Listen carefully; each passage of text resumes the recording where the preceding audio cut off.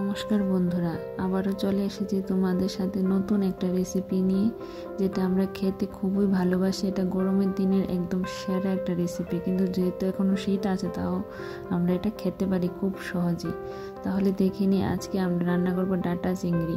তো প্রথমে মা কড়াইটাকে গরম করে নিয়েছে, গরম করে তারপর এটাতে জল দিয়ে দিয়েছে। তো জলটা দেওয়ার পর এখন আমরা সবজিগুলি দেবো। তো সবজিগুলোর মধ্যে উপকরণে তোমরা দেখে নিয়েছো কী কী আছে। তখন সিমটা নিয়ে নেবো, গাছের সিমটা ছিল আমাদের। তো সিমটা বেশি করে যা যা কেটেছিল, তো সিমটা পরিমাণ মতো তোমরা নেবে। তার সাথে আরও সবজি দেবে কিছু, তো আলু দিয়ে দিল। আলুটি সুন্দর করে একদম সুন্দর করে সাইজ করে চিকনা চিকনা করে কেটে নেবে। আর তার সাথে থাকবে এই তো ডাঁটা, নতুন নতুন ডাঁটা উঠেছে। তো ডাঁটাটা খেতে অনেক ভালো লাগে, যেহেতু গরম চলে আসছে, তো ডাঁটাটা তো অনেক ভালোই লাগবে। আর এটা হচ্ছে কুমড়োর ডুগা। কুমড়োর ডুগাটা তো আমরা সবাই খেতে খুব লাইক করি। ওই দিনও তোমাদের একটা নতুন রেসিপি দিয়েছি, তোমরা যদি না দেখে থাকো তাহলে অবশ্যই ওই রেসিপিটা তোমরা দেখে নেবে। খুব স্বাদের একটা রেসিপি দিয়েছি। এই তো এখন মা হলুদ দিয়ে দিয়েছে, আন্দাজ মতো হলুদ দিয়ে দিয়েছে। তো হলুদের সাথে এখন লবণও দিয়ে দেবে। এই তো লবণটা পরিমাণ মতো দিয়ে দিচ্ছে। লবণটা তোমরা প্রথমে একটু কম করে দেবে, কারণ তোমরা যদি আর আন্দাজটা না বুঝো তাহলে পরে একটু চেক করে তারপর লবণটা দিয়ে দেবে। তো ওই দিনের রেসিপিটা আশা করি তোমাদের অনেক ভালো লেগেছে। তো তোমরা কিন্তু কেউ আমাকে কমেন্ট করে কিন্তু অবশ্যই জানাবে যে রেসিপিটা কেমন হয়েছে। আর যদি কেউ রেসিপিটা না দেখে থাকো অবশ্যই কিন্তু দেখবে, কারণ ওইটা দিয়েছি, ওইটা কিন্তু খুবই ভালো একটা রেসিপি।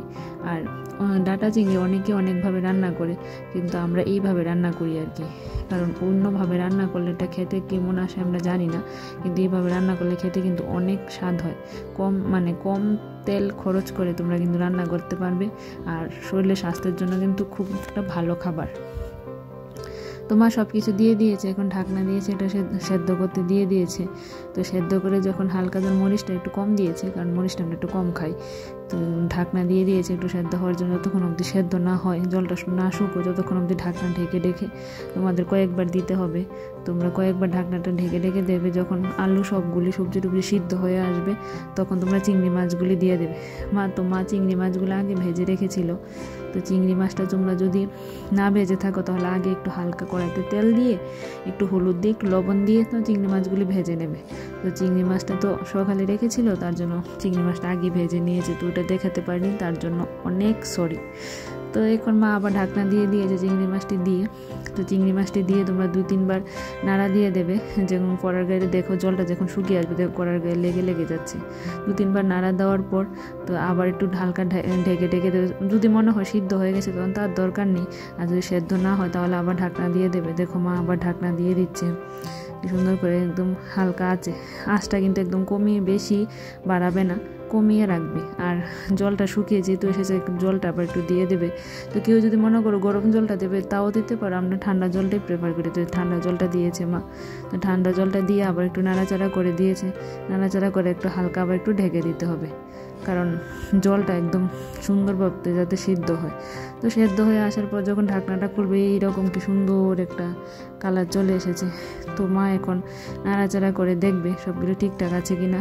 তো এখন মা কী করছে, কড়াইটার থেকে এই সবজিগুলি নামিয়ে নিচ্ছে। তো এই 2-3 বার মা নামানোর পর আমি কী করেছি, আমি ক্যামেরাটা অফ করে দিয়েছি, মাকে বলেছি তুমি নামিয়ে নাও সবটা। তো এখন কড়াইটা ধুয়ে আবার বসিয়ে দিয়েছে, তাতে দিয়েছে সামান্য একটু তেল দিয়েছে। কারণ প্রথমে কিন্তু আমরা তেল দিইনি, তোমরা কিন্তু লক্ষ্য করে দেখবে যে প্রথমে কিন্তু একটু তেল দেওয়া হয়নি।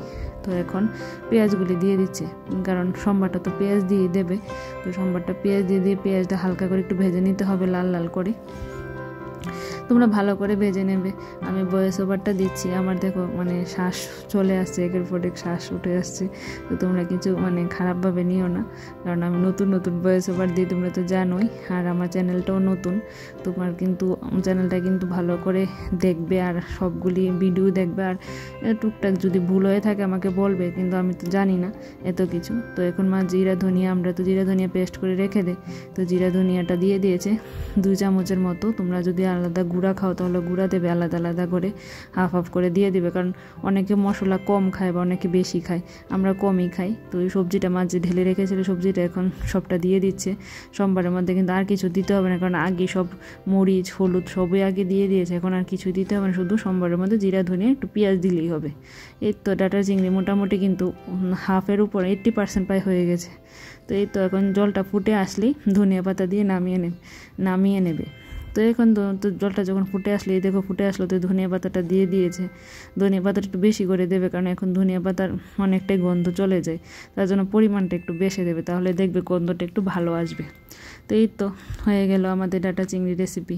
কি সুন্দর হয়েছে দেখো তরকারির কালারটা, ওই দিনের তরকারি জাস্ট ওয়াও হয়েছে। Like, comment, share and subscribe. Bye bye.